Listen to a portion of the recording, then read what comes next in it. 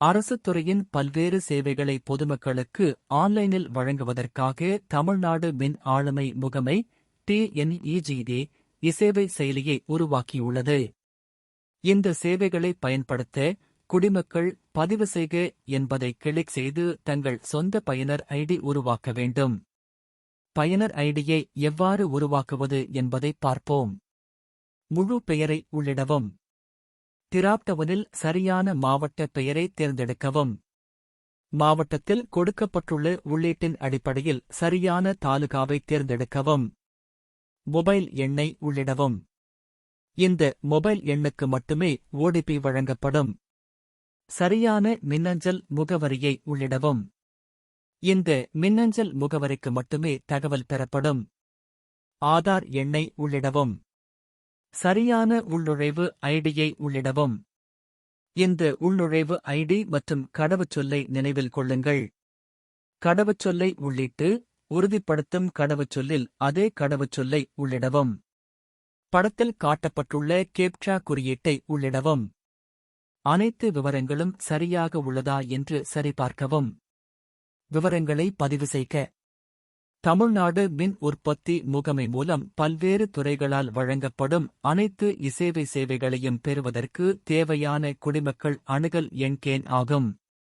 விண்ணப்பதாரரிடம் can எண் இருந்தால் கீழே உள்ள புலத்தில் கேன் எண் அல்லது ஏதேனும் புலத்தை உள்ளிடவும். பின்னர் தொடர தேடல் ஐகானை கிளிக் செய்க. விண்ணப்பதாரரிடம் கேன் எண் இல்லை என்றால் பதிவு ஐகானை கிளிக் செய்க.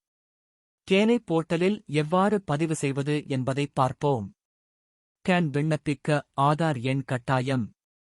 டிராப்டவுனில் ரேஷன் கார்டு, எபிக், பான் எண் ஆகியவற்றில் ஏதேனும் ஒன்றை தேர்ந்தெடுக்கவும்.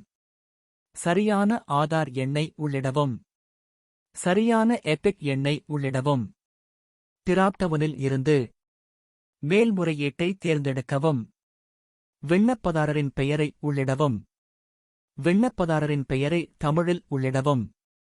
டிராப்டவுனில் இருந்து பாலினத்தை தேர்ந்தெடுக்கவும். டிராப்டவுனில் இருந்து திருமண நிலையை தேர்ந்தெடுக்கவும்.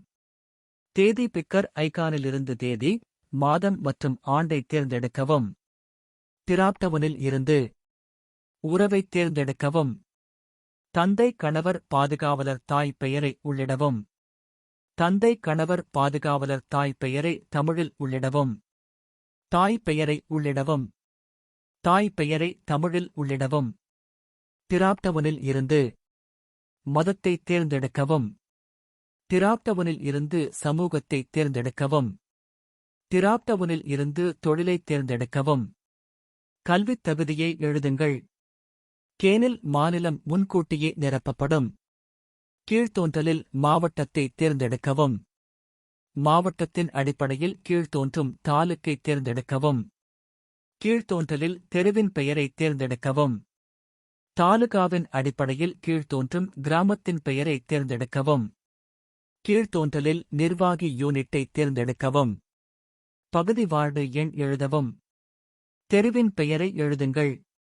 தெருவின் பெயரை தமிழில் எழுதுங்கள். தொகுதி எண் எழுதவும். கட்டிடத்தின் பெயரை எழுதுங்கள். பின்கோடு எழுதவும்.